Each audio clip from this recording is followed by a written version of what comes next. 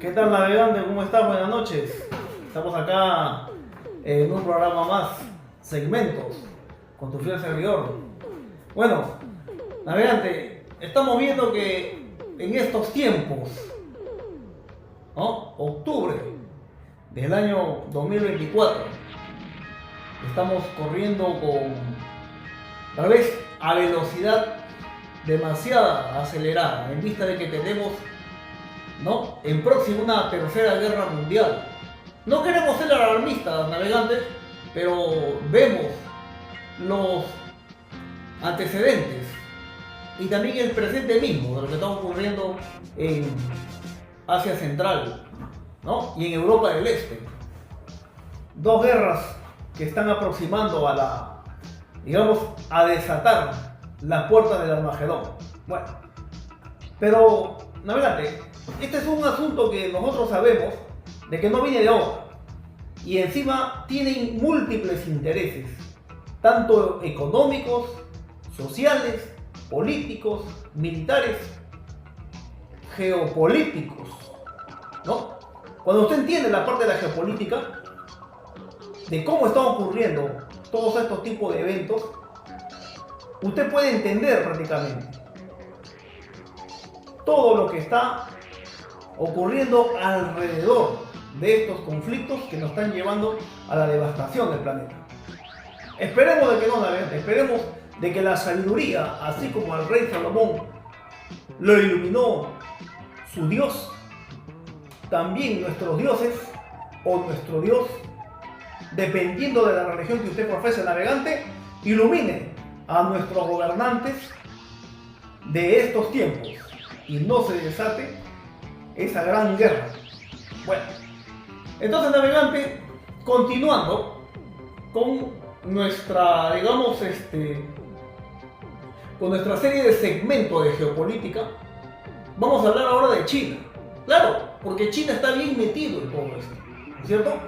De una o de otra forma, los largos brazos y los tentáculos de la gran China están detrás de casi todos estos eventos, ¿no?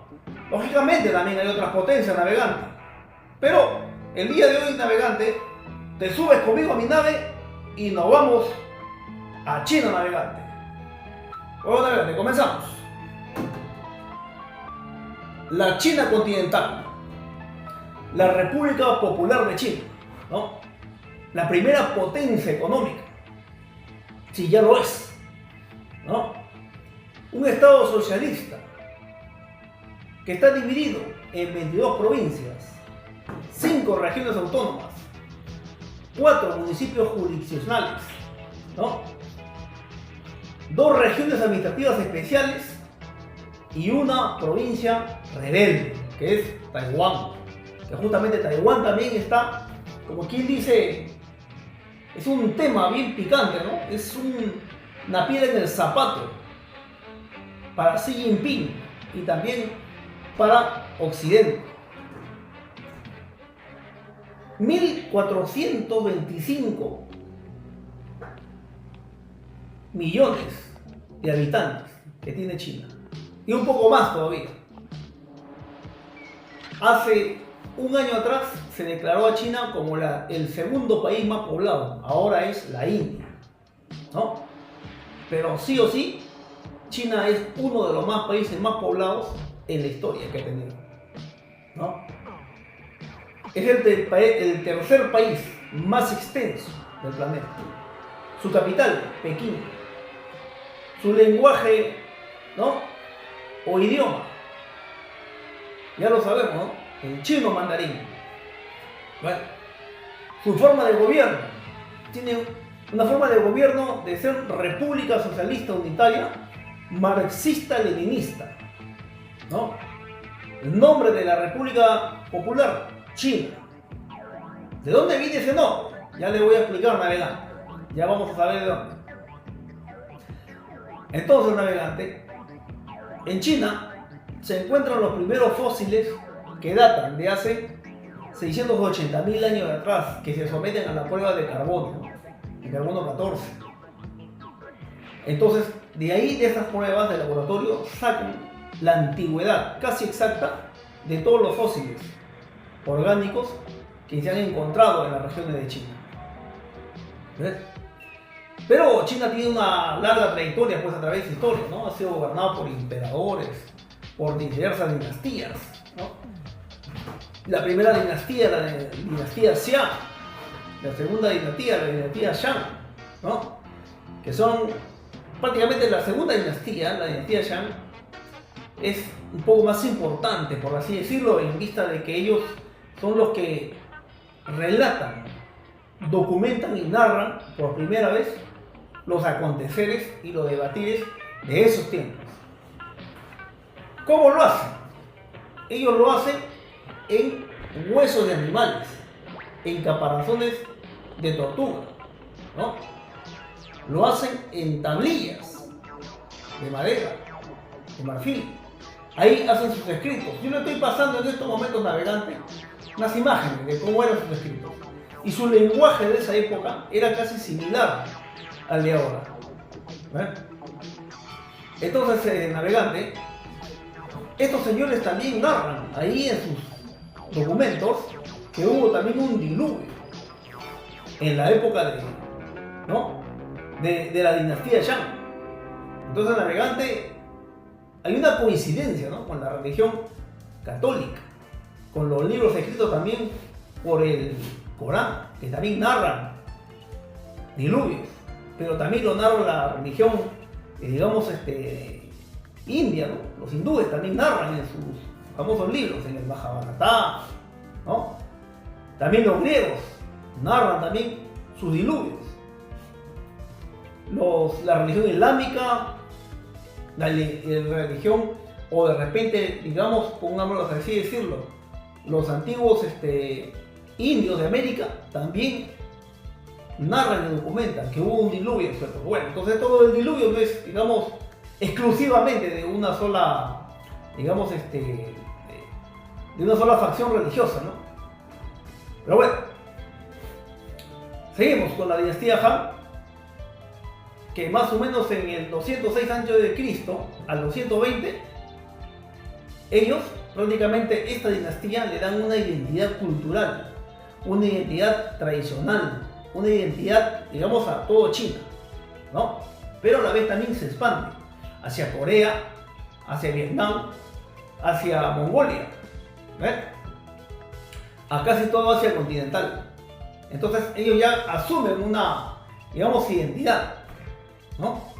¿Por qué? Porque tienen los mismos rasgos de religiones, culturas, tradiciones, fiestas, ¿no es cierto? Mitos, leyendas.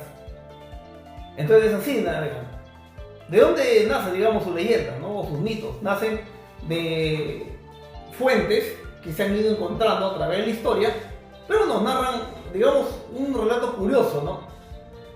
Nos relata de que ellos vienen y provienen de la civilización del Río Amarillo, en la que es una región de la Tierra que está, digamos, casi como en el centro de China. En el centro de China, ahí se encuentra el Río Amarillo, pero ellos narran que de ahí, de esa zona, de esos sectores, de los alrededores del Río Amarillo, es de donde viene la, digamos, la etnia, ¿no? O la raza de los chinos. Ellos nos manifiestan que su diosa, la diosa madre, Niuwa, es la que le da nacimiento a los primeros pobladores de esta región. También tienen lógicamente un dios padre, ¿no? Fuxi, parecido, ¿no es cierto?, a alguna de las, digamos, mitos y leyendas que tenemos acá en Sudamérica, en el Perú. Sabemos, ¿no?, cómo descendemos nosotros de los incas. Los incas narran que su descendencia de ellos proviene de Manco Cápac y Mamaure, ¿no? Que ese es también otro tema que podríamos, digamos, verlo en otro tipo de video, otro segmento. En este momento estamos ocupando de China. Pero bueno, las similitudes están por ahí. ¿Qué más nos narra? Nos narra que la diosa madre crea a la humanidad con el barro amarillo, ¿no?, del río.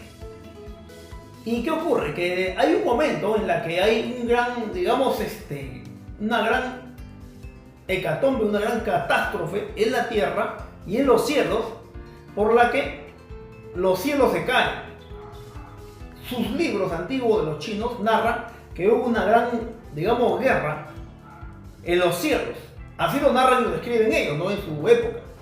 Y que de esta guerra solamente, digamos, se salvan o quedan la diosa madre, Niuhua y Fuxi.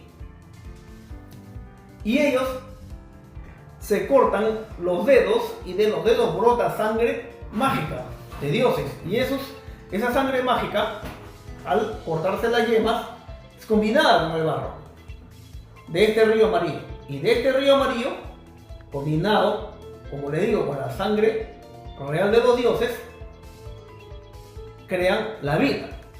A partir de digamos, de ese evento, comienzan a crear a los nuevos seres que van a habitar China, que van a habitar esta región. Pero también les sobra todavía barro. Y con lo que sobra, ellos pueden hacer, digamos, pueden crear los animales. Pueden crear perritos, pueden crear animales de corral, gallinas, vacas y todo tipo de, digamos, de animal que había en ese sector de China. Entonces, estas leyendas son de más o menos 4.000 años de antigüedad y nos narran, ¿no?, que hace miles de años atrás ocurrieron estos tipos de ¿cómo se llama?, de eventos. Entonces es parecida al otro evento que nos narra de cómo Prometeus crea, ¿no?, la vida en la tierra también a través del barro. Crea Prometeus a los pequeños seres humanos y le da vida. Bueno, pues son similitudes. Seguimos en China. Bueno, entonces, como ustedes ven, los chinos vienen y tienen esos tipos de leyendas y mitos para recibir, digamos, su identidad, ¿no? De este río María, que es fuente de vida, de alimentación y gran benefactor. Este río amarillo, pero también este río amarillo es causa de terror, ¿no? También causa de desastres y catástrofes. Así como Dios es muy bueno y te da todo con una mano, también si te portas mal, te lo quita todo con la otra mano. Entonces, ¿qué pasaba? Que el río amarillo también a veces se inundaba, se salían las aguas. Bueno, son historias que lo vemos de esas épocas, ¿no? Entonces, seguimos en la historia de China, pero miren, vemos que en los años más o menos los 1900 a.C. ocurren, digamos, eventos por los que ellos los narran y los dejan escritos. Narran la, digamos, peripecia del rey Yu, que es el primer rey de todo digamos, toda esta región de China. Él narra que él, digamos, puede llegar a contener y apagar la inundación, la gran inundación que proviene del río amarillo. Pero miren, lo curioso es que en sus textos de ellos manifiesta, o en sus escritos, en sus documentaciones narra que este señor tendría un gran dragón amarillo, que tiene una enorme cola que podía hacer diversos, digamos, canales a través de la tierra, desviando las aguas del río. Pero también narran que este rey tenía una gran tortuga mágica, una tortuga negra, que tenía gran fuerza y que contuvo como una especie de dique, un gran reservorio, las aguas que habían sido canalizadas por el gran dragón amarillo. ¿Ven? Entonces el navegante, todas estas documentaciones quedan escritos en, como ya les dije, en huesos de animales, en caparazones de tortugas, en algunas pictografías que nos narran su leyenda de cómo China va creciendo a través de la historia. Pero bueno, siguiendo en esta parte de China, China más o menos tiene a su primer emperador de la dinastía Qin Shi en Wanggui, más o menos de 259 al 210 a.C., donde este señor, ¿no?, crea su famoso ejército de terracota. Ustedes se acuerdan, han visto los estatuas que están enterradas, ¿no? Claro. Este rey construye la primera muralla de China. Construye carreteras, ¿no?, que conecta a 36 provincias. ¿Ves? También hace regulaciones de impuestos, regulaciones de, digamos, de sueldos, salarios, crea leyes administrativas para todas estas regiones. En esta época ya aproximadamente todas esas regiones eran de 30 millones. Su hijo Liu Bang también igual sigue con el, digamos, legado de su padre. Y a través de la historia, ¿no?, podemos ver cómo estos señores van avanzando de dinastía en dinastía para poder llegar y contener, digamos, a una gran cultura como es la cultura china, ¿no? Pero entonces, esta dinastía, la dinastía que le estamos hablando, la dinastía Han, más o menos en el 206 a.C., unifica prácticamente a los 7 reinos que había, porque estos reinos estaban pues en constante también conflictos y peleas.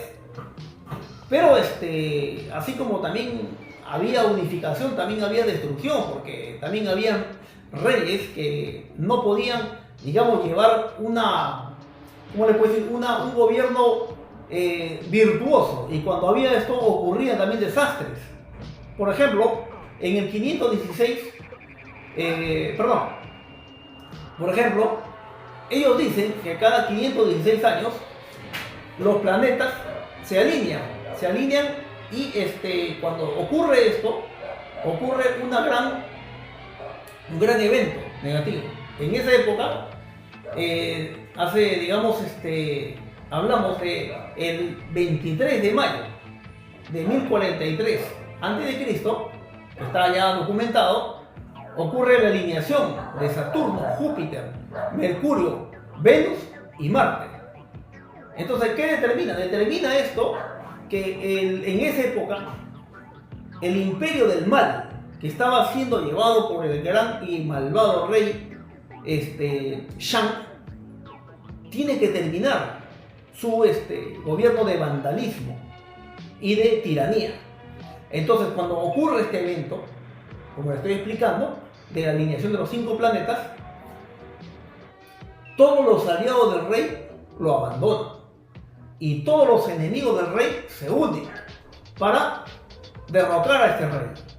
Entonces, esto ya proviene, digamos, de los escritos en la religión del taoísmo, en la que este gobernante es prácticamente ya, desterrado, aniquilado y desterrado.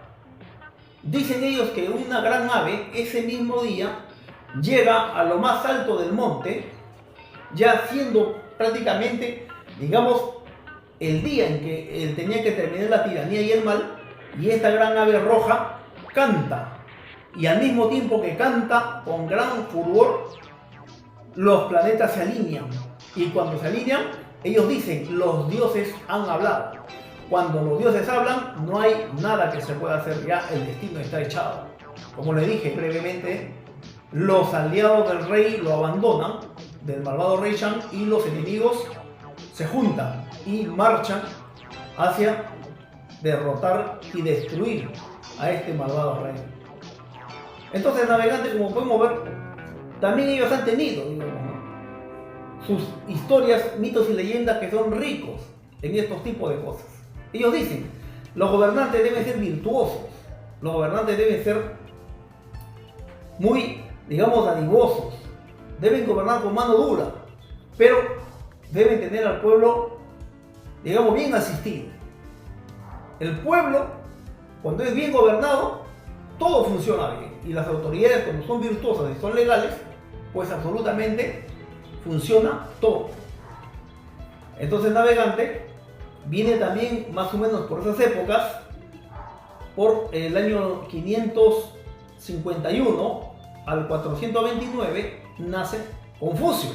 Y Confucio es una gran, digamos, influencia para el imperio chino, ya que sus enseñanzas nos narran una gran enseñanza y filosofía virtuosa. Prácticamente Confucio más se orienta a los gobernantes, o sea, una filosofía que ordena y, digamos, pone en relieve el más puro sentir de la política. Hace que la política sea muy, pero muy virtuosa. A eso se dedica Confucio. Claro que en los años en que Confucio enseñaba sus filosofías no fueron aplicados. Estos ya fueron aplicados posteriormente, ya por las, digamos, diferentes ramas que llevaron las enseñanzas de Confucio. Entonces, navegante, la dinastía Han, que ha sido una de las mejores dinastías de China, ¿no? Nos dejaron bastantes cosas. Por ejemplo, también ellos hicieron su ruta de la seda, ¿no? Que era una gran extensa ruta de comerciantes terrestres y marítimos, ¿no? Que establecieron por China desde el siglo I a.C., ¿no? Con la mayor parte de comercio con Europa, Asia Central, África, ¿no? Y todo el Mediterráneo. Esa gran ruta de la seda que lo hicieron más o menos en el siglo I a.C., nuevamente la están volviendo a lanzar los chinos, ¿no es cierto? Actualmente son aproximadamente 34 países que están incluidos en la nueva ruta de la seda que está llevando China hacia todo el mundo. ¿Ves, navegante? Entonces, navegante, como tú ves, son aproximadamente casi 3.000 años de historia, entre guerras civiles, intervenciones, ¿no? Entre dinastías, derrocamiento de reyes, unificación de toda China, guerras civiles posteriormente a la caída de, digamos, del imperio, ¿no? Porque han habido varias caídas entre ellos, ¿no? Han tenido estabilidad breve y temporales, han tenido intervenciones e invasión extranjera, la invasión japonesa, la invasión de Reino Unido, ¿no es cierto?, de Inglaterra, guerra civil en el comunismo, al interior del comunismo, y también el comunismo contra los, ¿no?, nacionalistas, que, ¿no? Ahí vamos a ver también ese tema, navegante. Violentas revoluciones, ¿no?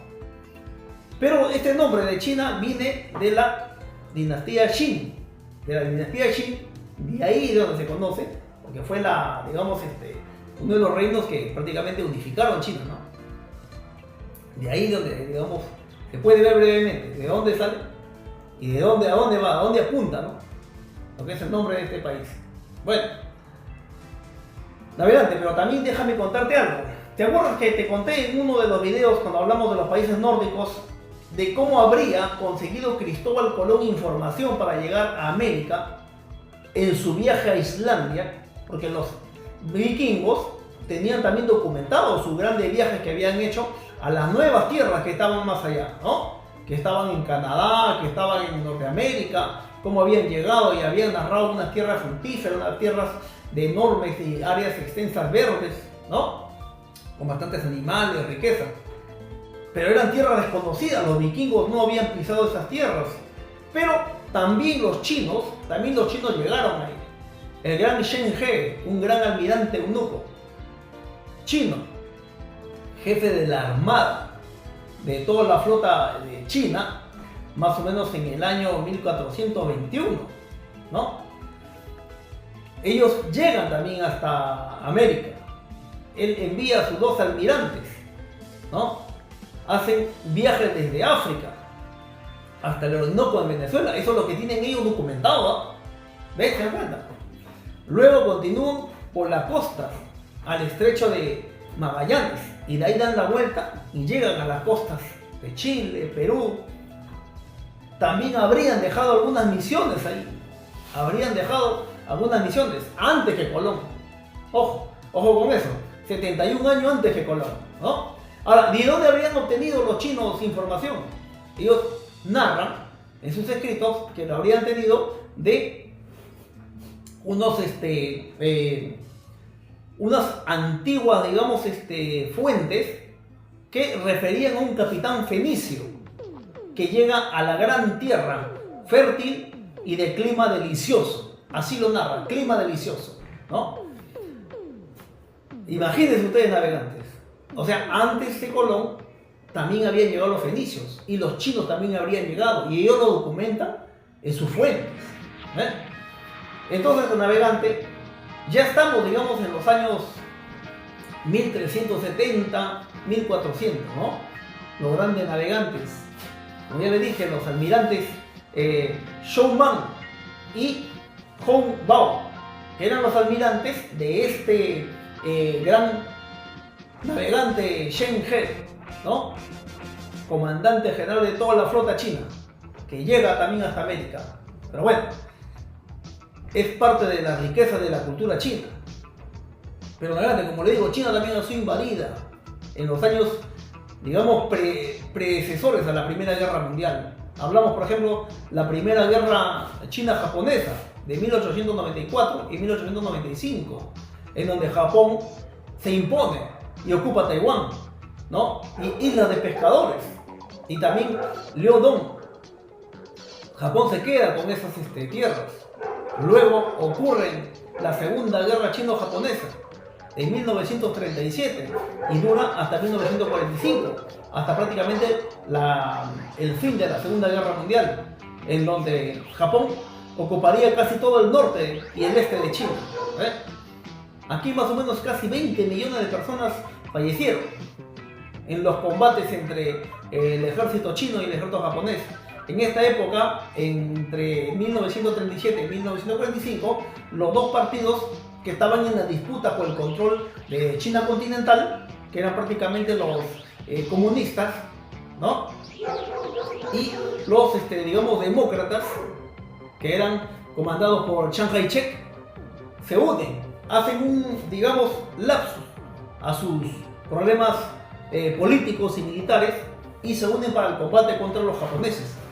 Con la derrota de Japón en la Segunda Guerra Mundial y su rendición, se termina prácticamente la Segunda Guerra Chino-Japonesa, ¿no? Pero ahora ellos, los japoneses, aducen de que estas guerras vendrían del siglo VII, en donde China habría tenido influencia en Japón y también China habría abusado y habría hecho gala de su gran poder de los emperadores de esa época en Japón, sometiendo a los japoneses. Entonces ellos lo ven como una especie de revancha, ¿no? Una revancha histórica.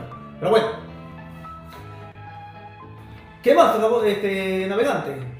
China también ha tenido guerra con Reino Unido, ¿no? En 1842, con Reino Unido en la primera guerra del opio, ¿no? Como ustedes saben, en esas épocas hubieron problemas con la droga de esa época del opio, en la que se contaminaba a casi a la mayor parte del pueblo chino.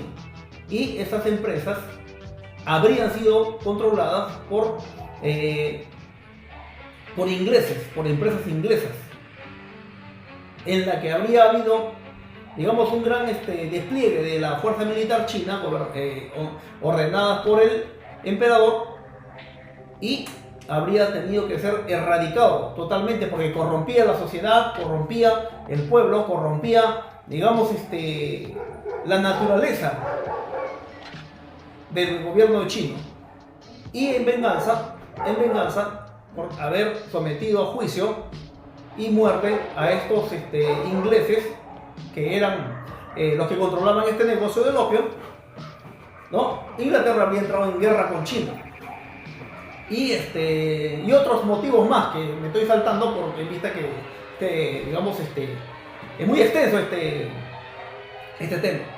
Y China pierde la guerra del opio.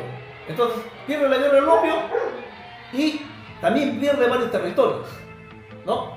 Pierde el control también de sus puertos. Hong Kong pasa a ser parte del reino de Inglaterra, Y luego, para la Primera Guerra Mundial, 1917-1918, ¿no? China salía con las potencias de la Entente. Como usted sabe, en la Primera Guerra Mundial, las potencias del Entente eran pues Reino Unido, Francia, ¿no? Serbia, Rusia, ¿no? Pero en esa época también Rusia era gobernado por los zares. Ojo con ese dato, navegante. Estamos hablando antes de la Unión Soviética. Posteriormente ya se une Italia, se une Grecia, se une Portugal, ¿no? Rumanía y Estados Unidos. Pero China salía y prácticamente, pero no participa en la guerra. Se mantiene como, digamos, una especie de unión neutral, ¿no? Apoya, pero no envía soldados. Envía trabajadores, obreros, para las fábricas que van a abastecer a los soldados, ¿no? Bueno, luego en 1927 comenzaría pues la Revolución China, ¿no? Que culmina en 1949 con la proclamación de la República Popular de China, ¿no? Entonces, navegante, esta revolución en China tiene su asidero en 1911 y 1912, ¿no? Cuando se derroca o se derriba a la dinastía colonial Qing. La dinastía colonial se escribe Qing, pero se pronunciaba Qing. Una dinastía que estaba acusada de ser colonialista, que mataba dentro del pueblo y todo lo demás.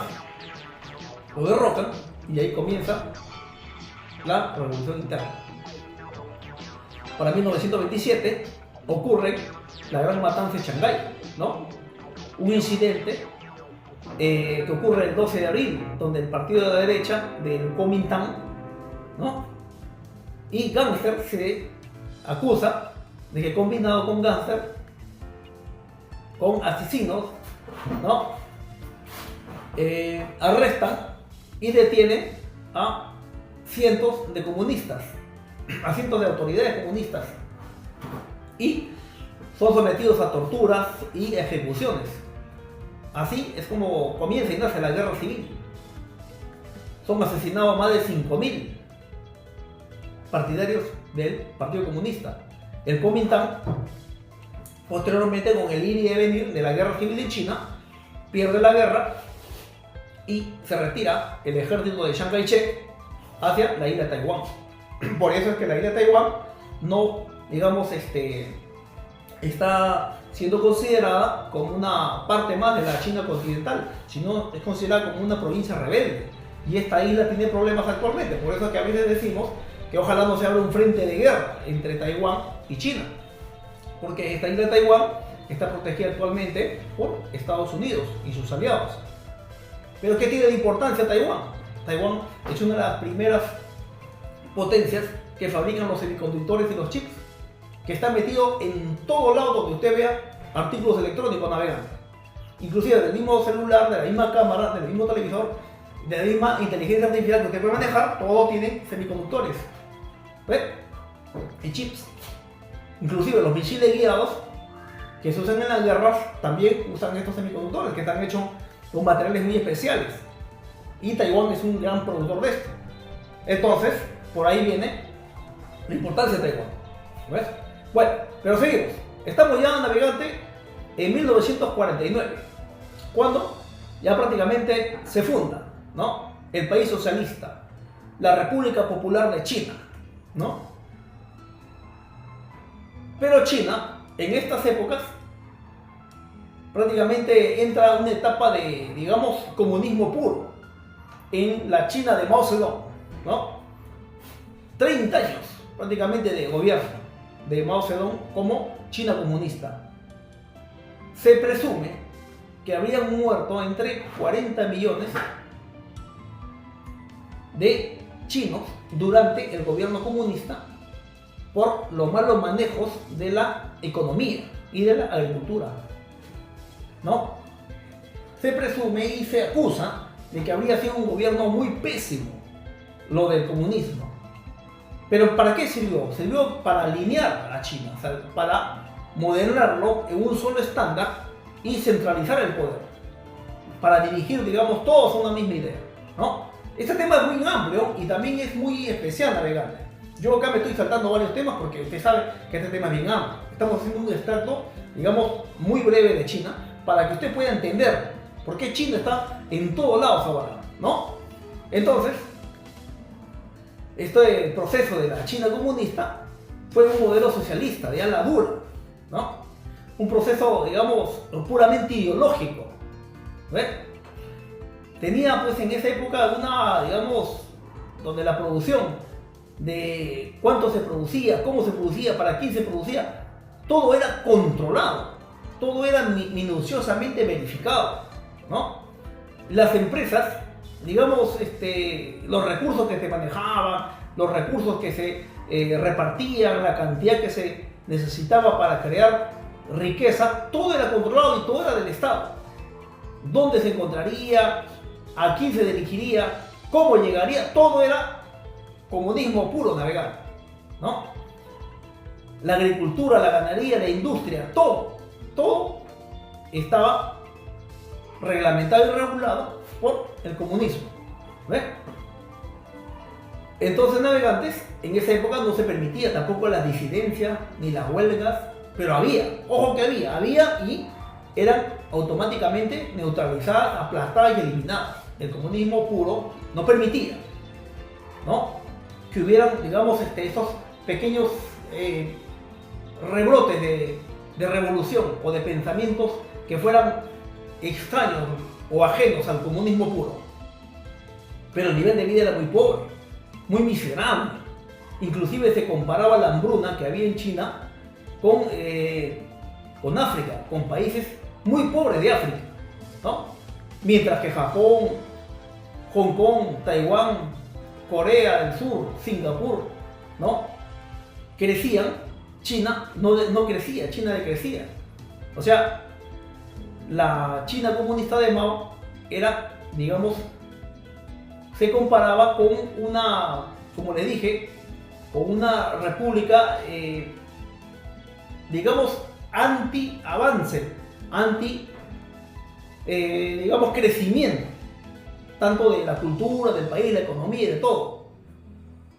Pero a la muerte de Mao, el partido se divide en radicales, moderados y reformistas, ¿no? En este sentido, ya los reformistas se hacen cargo de China. Entonces, ¿qué pasa, navegante? Con la muerte de Mao, el sucesor, Wei cede el poder a Deng Xiaoping, ¿no?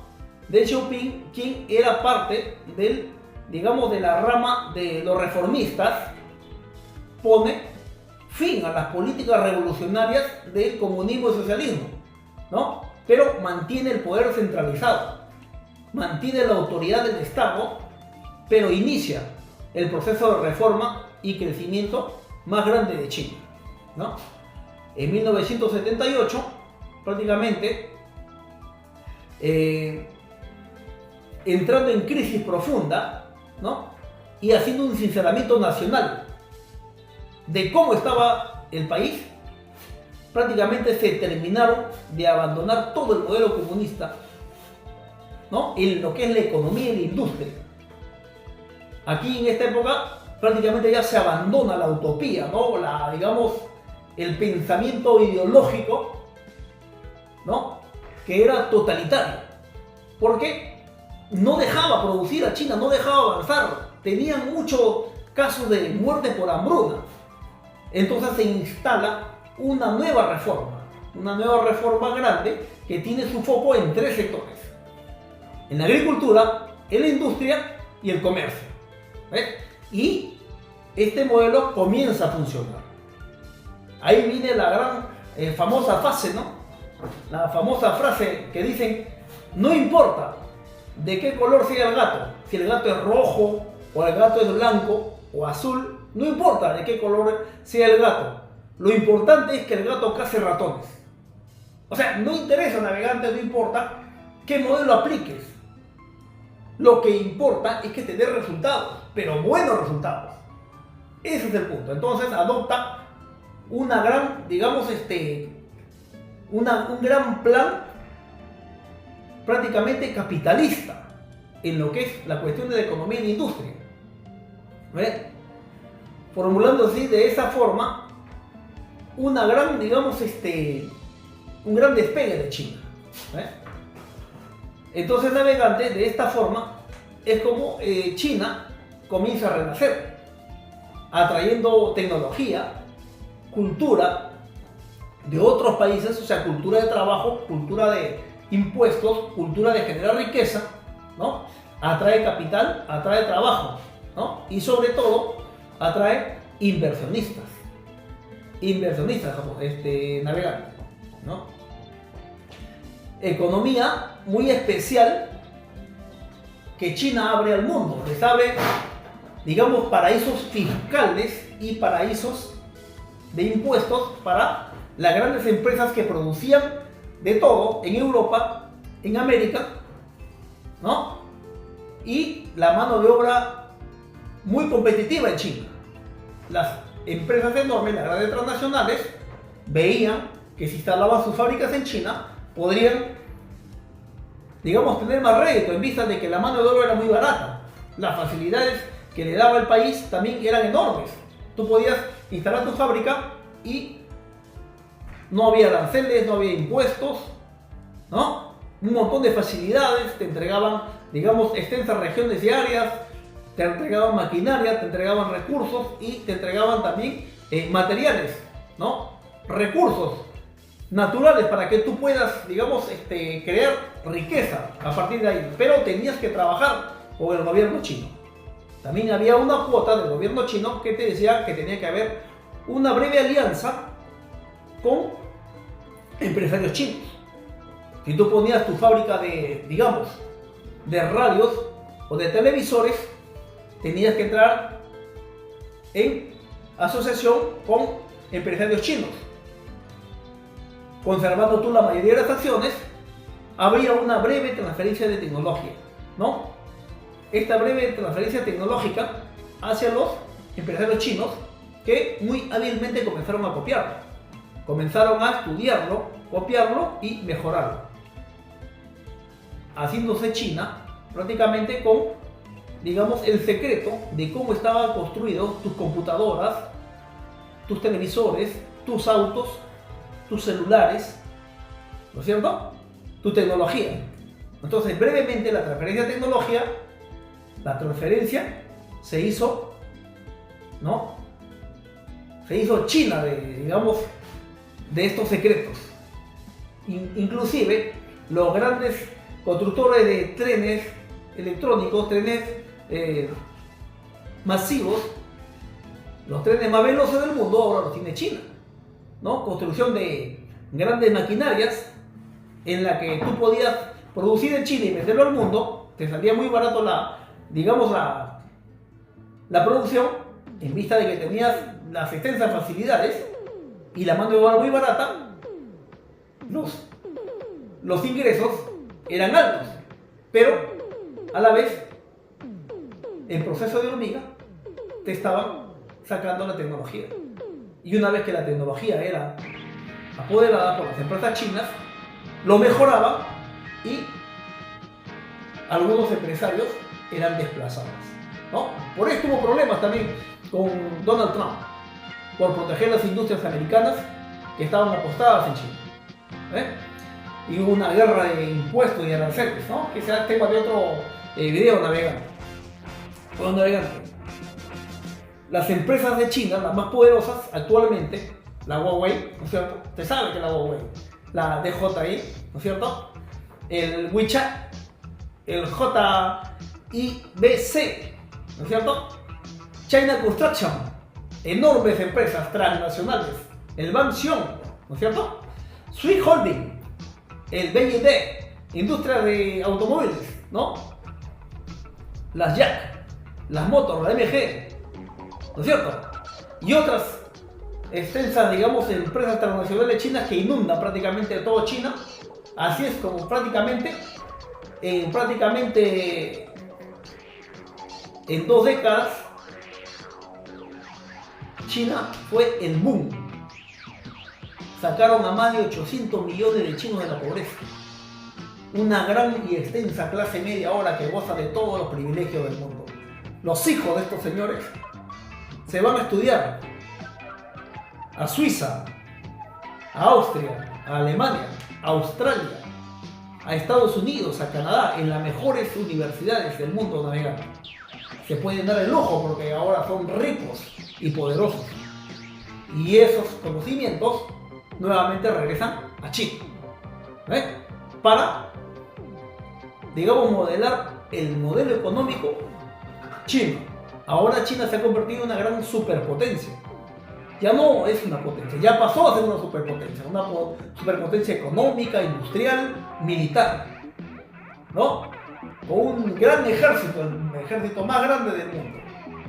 Ahora China quiere subir en el control del mundo, en el nuevo orden multipolar, ¿no? Asociándose a otros países y conformando un gran bloque, el bloque de los BRICS, ¿no es cierto? Ese es un gran tema también, navegante, que lo vamos a ver en otro segmento, navegante, ¿no? Entonces, navegante, la continuación de, digamos, de la obra de Deng Xiaoping lo está llevando ahora Xi Jinping, ¿no es cierto? El gran emperador de China, el nuevo emperador. El 14 de marzo de 2013, ¿no? La 12ª Asamblea Popular, ¿no? En Pekín, con 2.952 votos a favor, 1 en contra y 3 abstenciones, nombra a Xi Jinping como el gobernante de China, que nos acompaña hasta el día de hoy. Y Xi Jinping, que ahora se ha convertido en el hombre más poderoso del mundo, quiere instalar su propio bloque, ¿no?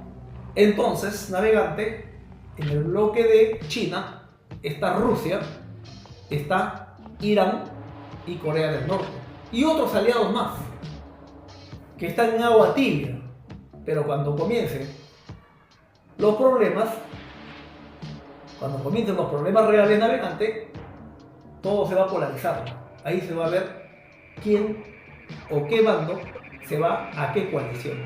Pero por lo pronto ya sabemos que detrás de la guerra de Irán, detrás de la guerra de Rusia, ¿no?, está China. Así es, navegantes. Bueno, estos son, digamos, intereses multinacionales, intereses multieconómicos, ¿no? Podemos seguir hablando más de China, navegante, pero el tiempo nos ha ganado. Aparte que este es un tema extenso y enorme, navegante. Pero prometemos, navegante, encontrarnos nuevamente en un segmento más de geopolítica pura y dura. Listo, navegante, te cuidas.